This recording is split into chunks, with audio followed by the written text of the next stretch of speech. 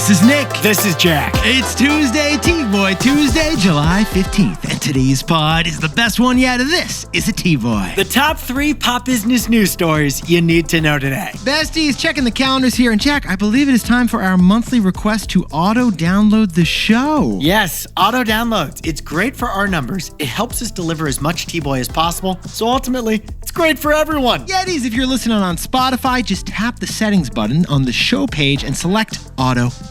And if you're listening on Apple, tap the little arrow button on the top right of the show page and select auto download. And in the meantime, we'll give you 5 seconds to auto-download the show while Jack impersonates Adam Newman getting a Cookie Crisp. Cookie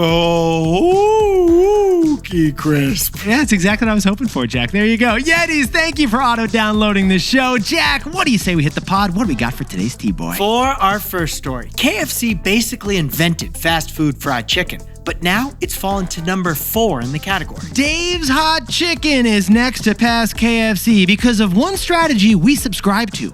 Make the lawyers uncomfortable. For our second story, all the big tech drama this week is about one thing: vibe coding. Jack, I think it's vibe coding. So we'll tell you all about what vibe coding is and what it has to do with windsurfing. Again, Jack, I think it's vibe coding. And our third and final story. We're in the middle of a female founder boom, and it's driven by millennial moms. Because working women having a baby are embracing the power pause. But Yetis, before we hit that wonderful mix of stories. What a mix of stories. Love the mix of stories, Jack. Yesterday, we asked you T-Boy Trivia. What is the most expensive Michelin-starred restaurant in the world? A reminder, it costs $2,130 per person. So what city is it in? Paris, New York, Tokyo, Singapore, or Dubai? Now, Jack, a lot of the Yetis thought Dubai. I think everyone thought Dubai. I figured Dubai too, but it's actually Tokyo. That's right. The Ginza Kitafuku restaurant of Tokyo has 3 Michelin stars and will cost you $2,000. If you want to eat their 12 courses of crab, it costs you over 300,000 yen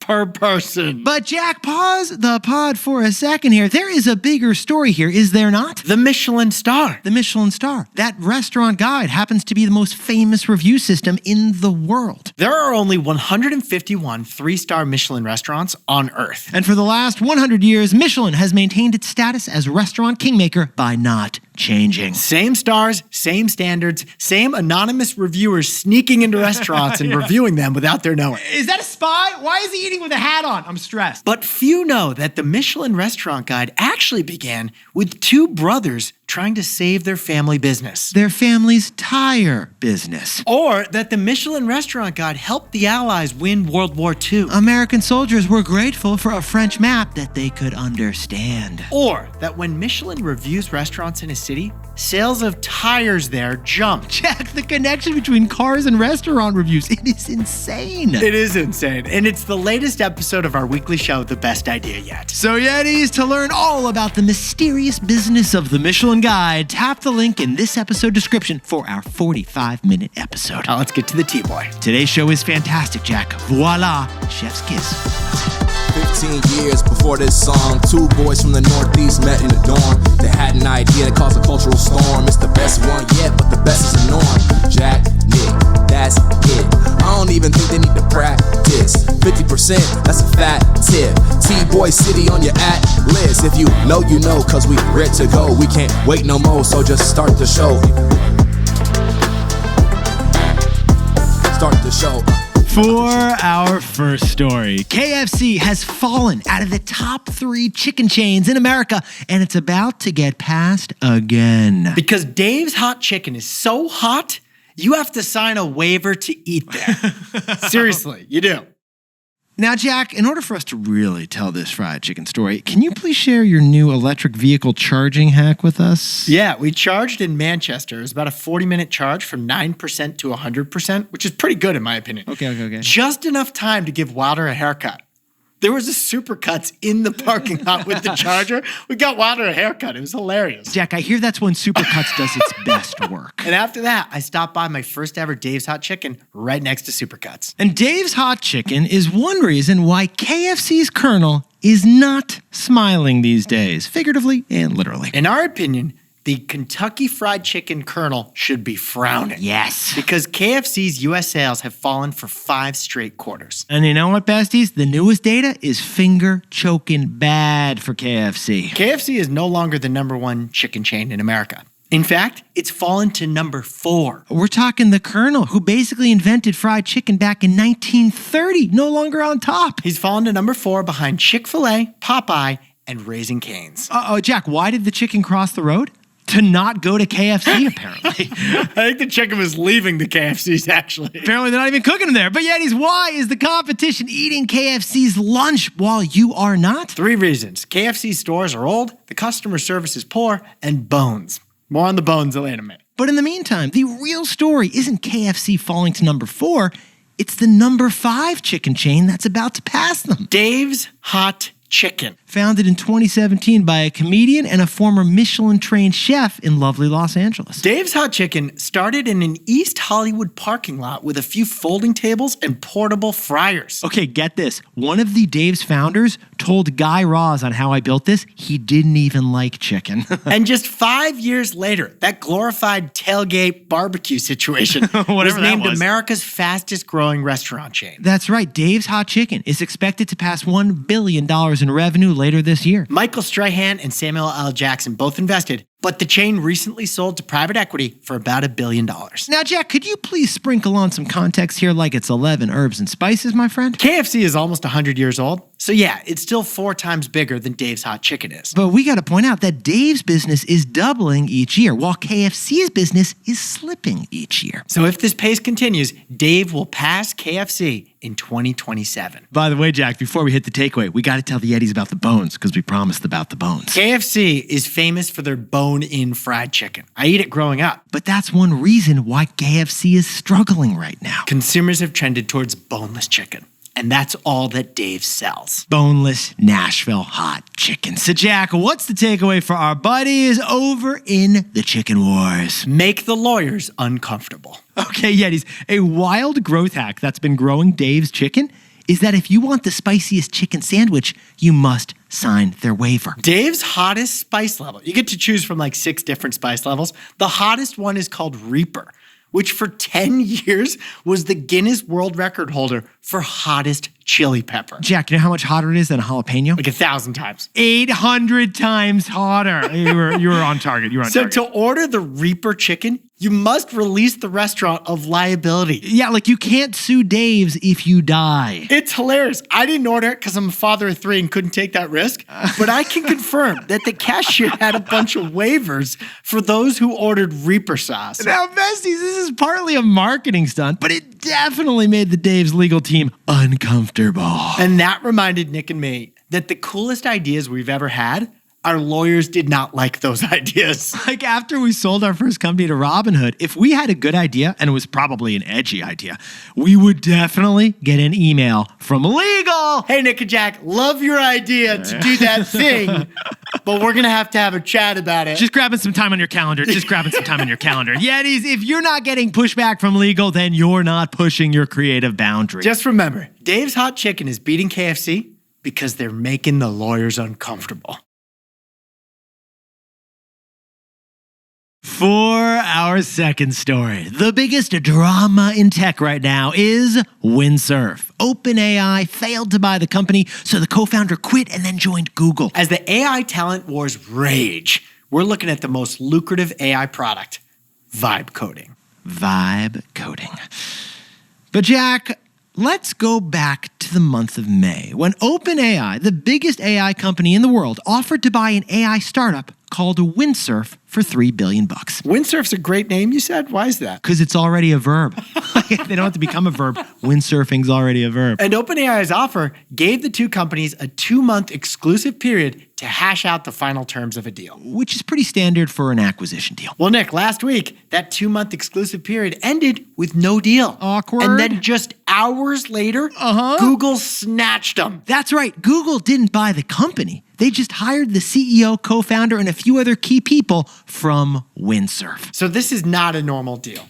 All that Google really wants is the top 2 AI dragons who co-founded and CEO Windsurf. They don't care what happens to the company Windsurf. They just want a few people. The two top people that Google is getting from Windsurf are AI wunderkinds who graduated from MIT in 2017. They're just 30 years old, Nick. And they're part of an elite and rare pool of tech talent that knows how to build AI products. We call them AI dragons. And with Zuckerberg paying $100 million a year to these dragons, like they were NBA players or something, Yeah. Google's probably paying them $100 million too. It reminds me of the Yankees in the 90s, Jack. They're just tossing out millions of bucks for some big biceps out there. What's happening right now, Nick, is basically AI companies are buying human brains Right. so that they can build artificial brains. Now that is unprecedented, Yetis. So Jack and I had to ask, what were OpenAI and Google locking horns with each other about all week long? Vibe coding. Because vibe coding is what Windsurf does. Vibe coding. Yetis, what is AI best at? Repetitive, time-consuming, and mind-numbing tasks, like coding. Well, Windsurf developed an AI that lets you describe software or a digital feature that you want, and then the AI writes the code to create it. Just like you can say, hey AI, write me a sci-fi novel, but written like Emily Dickinson was the author. Oh, well, vibe coding is the same concept. You'd say, hey AI, code me an app that coordinates all my contacts' birthdays and then sends them a present. It'd be a nice app. It would be a nice app. Maybe we should vibe code it. Now, in the past, a human engineer would put on like a noise-canceling headset, grab some Cheetos and some Red Bull, and Another Red Bull. code for hours to develop that app that we just described. Actually, make it a monster. I'm going to be up all night. But now with vibe coding, AI can do all that coding. So vibe coding can save companies a ton of money on labor and engineering costs. But vibe coding also potentially allows new stuff to get coded that otherwise would never have come into existence. Because when you don't have to pay a dozen engineers to develop a new app, the ROI of new app development becomes a lot nicer. You could save a lot of money on that ramen, Jack. So what's the takeaway for all our buddies vibe coding out there? The latest debate in AI, will it kill jobs or will it create them?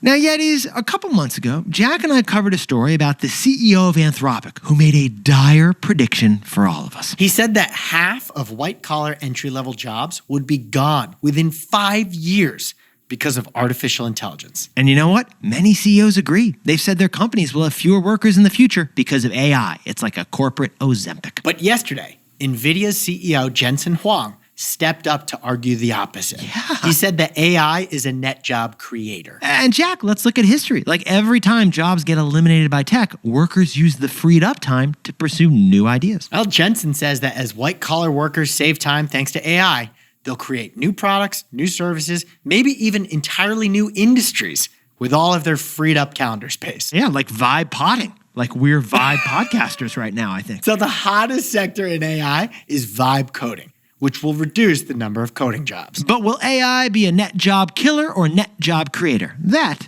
is still up for debate. Hey Yetis, if you're a bestie, take a sec and hit that subscribe button. And like this video while you're at it. If you leave a comment, by the way, we'll read it. For our third and final story, no one's talking about it, Yetis, but we are quietly in the middle of a female founder boom, and it's being driven by millennial moms. Because new moms in their 30s are embracing the power pause. The power pause. Trigger warning, besties. But remember the Zoom calls you had to take during the pandemic? You remember that, Jack? Desperate to find a quiet place in your apartment. You're wearing pajamas on the bottom. You might go to the bathroom during the Zoom and you hope you turned that camera off. Oh, and then, Jack, you can hear your boss's toddler refusing to eat their avocado slices at lunch, screaming about it at top volume. Well, the shriek of that 6-year-old not at school because of the lockdown is why 2020 had a she session. A she session. Yetis, that's when the pandemic forced 3 times more women than men out of the workforce. And that's also when the percent of women identifying as stay-at-home mothers grew by 60%. No nanny, preschool closed, and the playdates with future buddy Timmy, those got canceled. So during the pandemic, moms, more than dads, stepped out at work so they could step in at home. Now, since then, besties, women have bounced back into the workforce with an Athena level of energy. 2023 and 2024, women powered back into the workforce, hitting work percentage rates higher than ever in history in America. Kids are back at school, so she's back to her commute, but there is a fascinating plot twist here. Women aren't going back to their old jobs necessarily.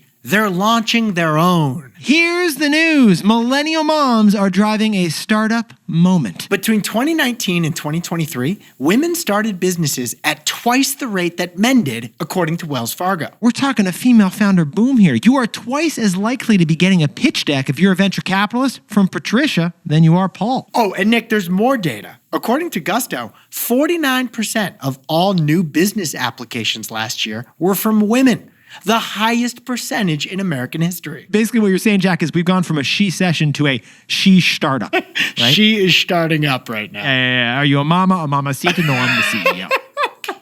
But there's one more interesting detail in the data we want to tell you about. Oh, I got to hear this, Jack. What do we got? This new batch of female founders, they're not hiring teams. Many of you are solopreneurs. No co-founder, no hires. You're a one-woman business. She's doing it her way, and the reason is our takeaway. So, Jack, what's the takeaway for our buddies, part of the female founder boom? The trend for women in business having a baby is the power pause. Yetis, that's not our term. The Power Pause is actually a new book by Naya Ruch about this specific trend within a trend. And it's specifically referring to millennial moms who've achieved corporate success. They may have a high-pressure, high-paying job. They may have an MBA or a law degree. And here's the key. They quit those jobs when they're at the pinnacle of their careers to have a baby. That's the pause part. But instead of rushing a return to office while the newborn is at home, they start their own business. That's the power part. The vision is a balance of flexibility and ambition. Not a stay-at-home mom, but also not a grind up the ladder over at JP Stanley Sachs. Instead, women doing the power pause are becoming consultants or freelancers who are flexing their marketable skills, but also dictating their own schedules. Basically, millennial women are going from girl boss to her own boss. It's the power pause, and it's the new option for millennial moms having a baby. Capitalize on the business skills that they built, but on their own lifestyle terms with their own LLC. And just like that, she started expensing the family's internet, cell phone plans, snacks, furniture.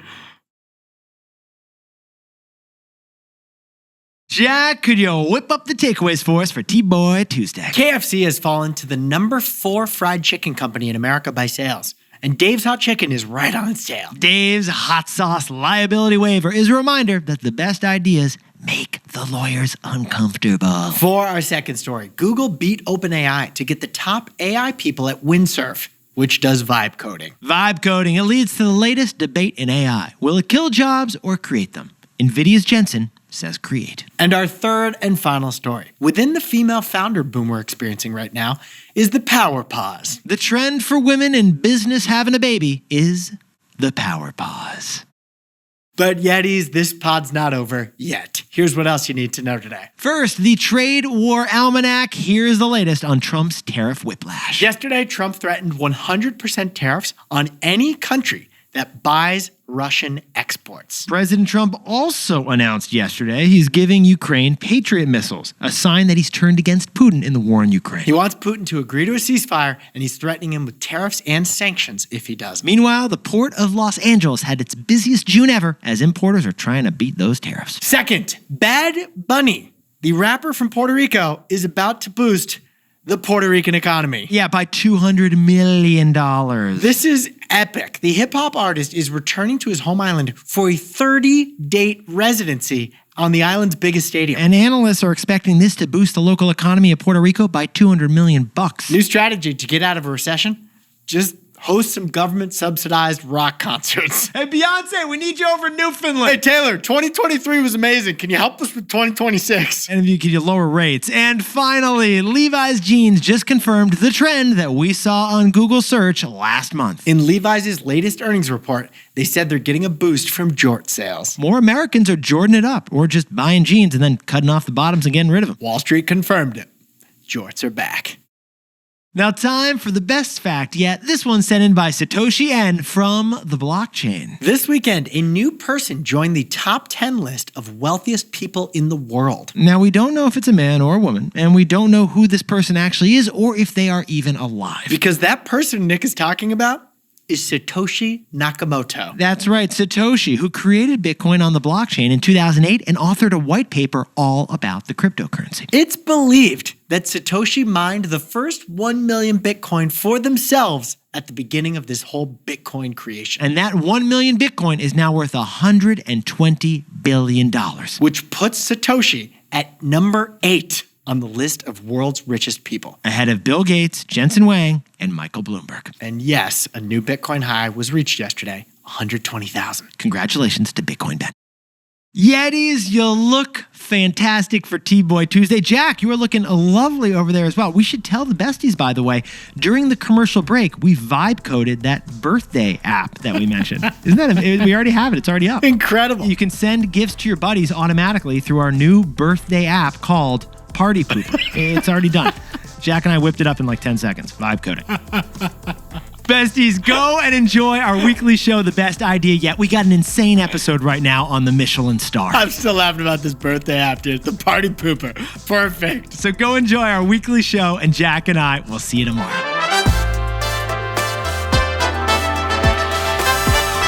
And before we go, a happy birthday to Yeti Farad Zameh over in Michigan doing investments and celebrating the best birthday yet. Happy 34th birthday to Renee Bueno in Glendale, Arizona. And Sydney Wang in Orange, California, the director of finance at the Viv Hotel, has got an epic birthday celebration. Congratulations to Emily and Ross K in Austin, Texas for having baby number 1. And a thank you to all the lawyers out there for not suing us because of our takeaway about making legal uncomfortable. And finally, a big shout out to Jason Lorio of Manlius, New York for being the best husband ever and buying flights and tickets to the TBOY Live show in Chicago. Jason, cannot wait to see you guys in that front row. Drop a comment if TBOY Live is doubling as date night for you next Wednesday. And Jack and I will see you tomorrow.